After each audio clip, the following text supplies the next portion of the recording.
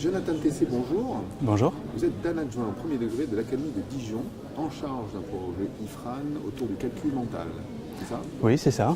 Alors, il s'appelle Un territoire calculant en Bourgogne-Franche-Comté. On va un petit peu expliquer l'objectif de ce programme et l'animation de la DAN autour de ce programme. Oui.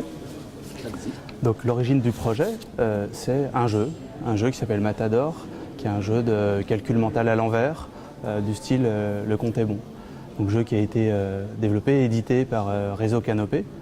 Et au cours d'une évolution de version, tous les calculs qui sont faits par les joueurs, sur tablette, sur ordinateur, passent par une API centralisée.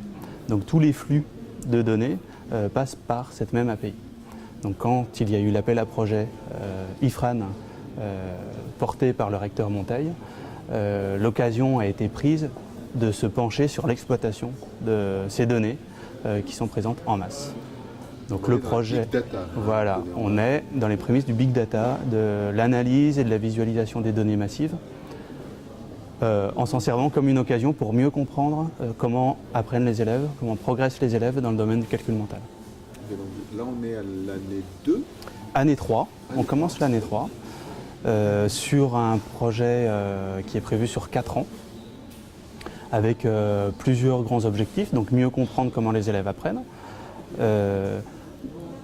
être capable d'élaborer des profils de calculants, savoir l'élève en fonction de son temps de réponse, des erreurs qu'il fait, des stratégies qu'il met en place pour répondre aux énigmes en calcul qui lui sont proposées, être capable de voir selon quel profil il fonctionne et surtout pouvoir lui permettre d'accéder à des activités qui correspondent à son profil et qui lui permettent de progresser. D'accord. Donc vous êtes suivi par, puisque c'est un programme IFRAN, parce qu'il y a des laboratoires de recherche qui sont associés à cette expérience. Tout à fait, donc on a 3 laboratoires. Un laboratoire du CNAM sur la fouille de données massives et la visualisation de ces données. On a le laboratoire André Revuse sur la didactique des mathématiques et notamment du calcul mental. Et puis on a le laboratoire Paragraphe qui est axé de Paris 8, oui, qui est axé lui plutôt sur la cognition.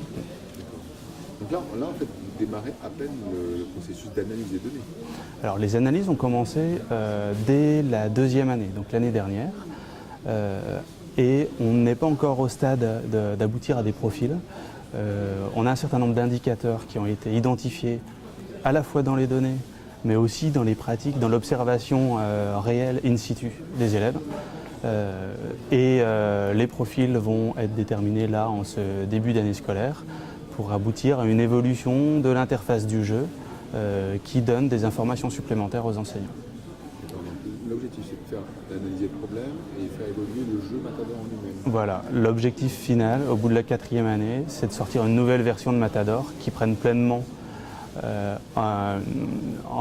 qui exploite pleinement les données, identifie les profils des élèves, propose des remédiations, propose des parcours qui lui soient propres pour lui permettre de progresser. Alors quel est le rôle d'un premier degré dans tout ce dispositif? Alors, ce projet Territoire Calculant, il est porté initialement par Réseau Canopé et notamment par sa direction territoriale Bourgogne-Franche-Comté, à laquelle l'Académie de Dijon s'est associée dès le début, notamment pour pouvoir mettre les conditions optimales de classes participantes et d'élèves joueurs. On a 75 classes, premier et second degré. Depuis la première année jusqu'à encore cette année, 75 classes qui participent, ça fait 1500 élèves, avec le réseau des formateurs, des inspecteurs.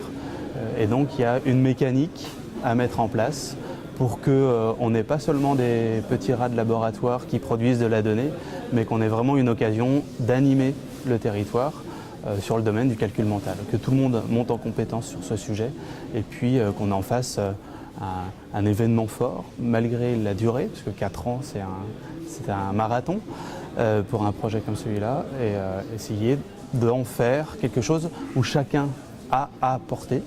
Les enseignants apportent énormément par leur retour, mais gagnent aussi parce qu'ils ont un contact privilégié avec les chercheurs, par l'intermédiaire des formateurs, ce qui fait que chacun se nourrit les uns des autres. Alors en parlant de rats de laboratoire, les enseignants qui participent et les élèves qui participent, est-ce qu'ils ont conscience de participer à cet effort de recherche ou est-ce que c'est un peu transparent pour eux, c'est-à-dire que ça n'impacte pas sur le processus pédagogique au quotidien de l'enseignant? Pour eux, c'est normal d'utiliser le logiciel, faire du calcul mental et les données sont inspirées, ils sont au courant, bien entendu, c'est la moindre des choses, je suppose, mais voilà, ça n'empiète pas sur le domaine pédagogique de l'enseignant. Alors il y a deux sujets. Le premier, c'est qu'ils sont pleinement conscients et ils en témoignent de la satisfaction d'être dans un projet qui lie pratique et recherche. On a une journée par an, au minimum, une journée académique où enseignants et chercheurs sont présents et chacun vient présenter la manière dont il travaille et ce qu'il apprend en travaillant. Donc les enseignants, les formateurs, les chercheurs et chacun à apprendre des autres. Après, il y a des engagements auxquels se plient les enseignants, c'est-à-dire que les élèves doivent jouer en moyenne un quart d'heure par semaine à Matador, mais selon des modalités qui sont totalement libres.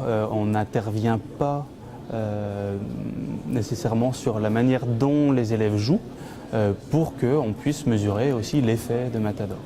La première année a servi à ça aussi, c'est-à-dire qu'il y a eu un test en début d'année, un pré-test même, et un post-test en fin d'année pour voir comment ont progressé les élèves en jouant à Matador et en essayant d'écarter toute autre variable. Donc on n'est pas intervenu fortement sur la manière dont ils utilisent Matador.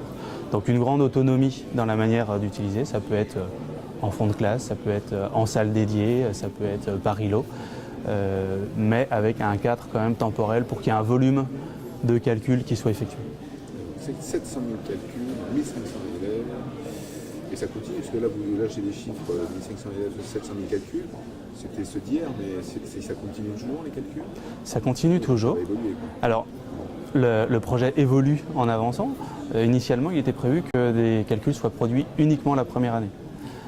Et puis finalement, on s'est rendu compte que c'était intéressant de continuer à avoir des données, de voir comment elles évoluaient, de les interroger un peu différemment. Par exemple, au tout début, on ne savait pas utiliser, on ne savait pas repérer les effacements. Un élève qui commençait un calcul et qui l'effaçait, ça n'apparaissait pas. C'est le logiciel qui ne prenait pas. Voilà, c'était pas prévu puisque le système d'API, de lien entre le jeu et l'API, n'en avait pas besoin pour calculer le score de l'élève. Donc ça a été adapté. Et puis les enseignants ont éprouvé la satisfaction à participer au projet et finalement renouvellent leur participation sans nécessairement qu'on les y incite fortement. Donc on a toujours 75 classes, toujours 1500 élèves, avec un petit renouvellement parce qu'il y a des changements de niveau qui font que des enseignants sortent, mais le bouche à oreille fait que d'autres enseignants nous rejoignent sans qu'on les sollicite. Donc toujours de la donnée et puis on adjoint à ces données les résultats au concours Matador. Il y a un concours qui existe depuis plusieurs années. Chaque classe reçoit un tirage, chaque élève le fait sur papier et les enseignants saisissent les résultats papier sur l'interface. Et à la fin, il y a un classement, chaque classe contribue à un certain nombre de points, donc il y a un classement par classe. Et finalement, on s'est rendu compte que l'intérêt de cela, c'est que chaque classe disposait du même tirage et qu'il y avait des comparaisons possibles et donc des recoupements à faire avec les pratiques sur le jeu Matador en lui-même. Donc cette année scolaire, donc c'est la troisième année. En année 4, vous devrez avoir une nouvelle version où elle sera en cours de développement. C'est ça. Il y aurait un Matador 2.0 beaucoup plus. C'est ça.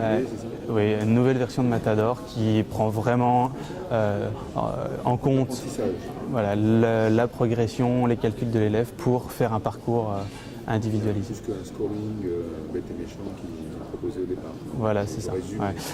Alors cette année, on migre vers cela cette année va être très orientée sur comment on exploite, comment on visualise les données issues de Matador et comment ça sert immédiatement l'enseignant et l'élève. Avec des séances de co-design avec les enseignants pour savoir de quoi ils ont besoin et en fonction des données dont on dispose, comment on les met en évidence pour que ça serve réellement. Bon, ben, rendez-vous l'année prochaine alors, pour une nouvelle version et rendu. j'imagine qu'il va y avoir un rendu de recherche sur les 4 années du programme, ainsi que l'aboutissement par le logiciel nouvelle version. Tout à fait. C'est un engagement des chercheurs de publier sur leurs recherches et de rendre compte. Entendu. Merci. Merci à vous.